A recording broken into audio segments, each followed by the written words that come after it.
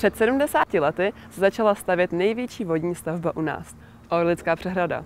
Její hladina dnes zrcadlí okolní přírodu, ale pod ní se nachází vesnice, které se navždy ztratily z mapy.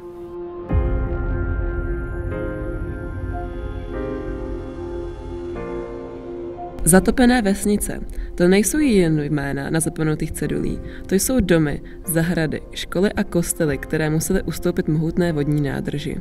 Vesnice jako Zlákovice, Těchnice nebo Podolí dnes leží pod hladinou a jejich obyvatelé byli nuceni opustit své domovy.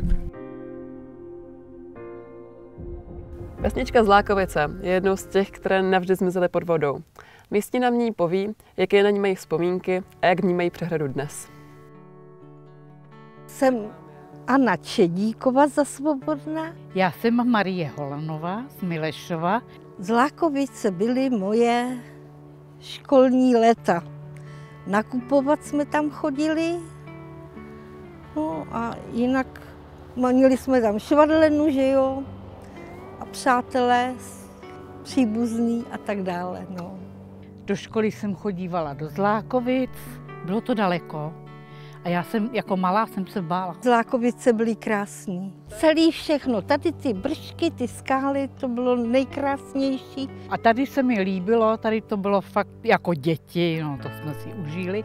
Když jsem byla ještě svobodná, jsme se tam koupali, teď ke stáří už nikam nechodím. Vodu nemám ráda, radši piju černý pivo a tím to zvadlo. Já jsem tu přehradu taky tam něco dělala. Jako dláždění, přístavy, to jsme tam dělali svačinářku a ještě jsem špachtlema dělala to kamení.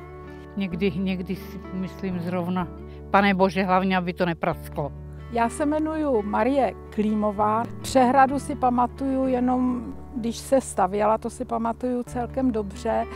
A co se týče Zlákovic, si vzpomínám jenom, co vím z vyprávění, že tam opravdu byl život teda těžký, k doktoru všude bylo daleko. Dnes můžeme jen hádat, kde přesně stály jejich domovy. Voda nad nimi mlčí, ale vzpomínky zůstávají živé. Začátek 90. let. Česká republika prochází transformací a v pozadí se odehrávají události, které otřásají celou zemí. Případ, který dodnes vzbuzuje hrůzu i zvědavost. Orlické vraždy. Skupina zločinců, vedená Jaroslavem Gančarčíkem, zavraždila několik lidí, jejich těla ukryla do železných sudů a potopila je na dno Orlické přehrady. Tyto sudy, plné lidských ostatků, zůstávaly po dlouhé měsíce skryty pod hladinou. Zločinci si vybírali své oběti pečlivě. Podnikatele a lidi s majetkem, kteří zmizeli, aniž by zanechali stopy.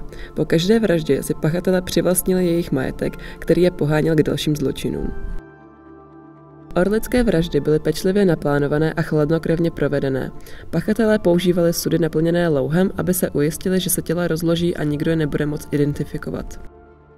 Když však jeden z vrahů prodal auto se stopami krve po oběti, jejich dokonalý plán se pomalu začal hroutit. Následně díky přiznání komplice kopáče se policii podařilo sudy s ostatky objevit. Případ odhalil nejen brutalitu pachatelů, ale i temnou stránku lidské touhy po bohatství.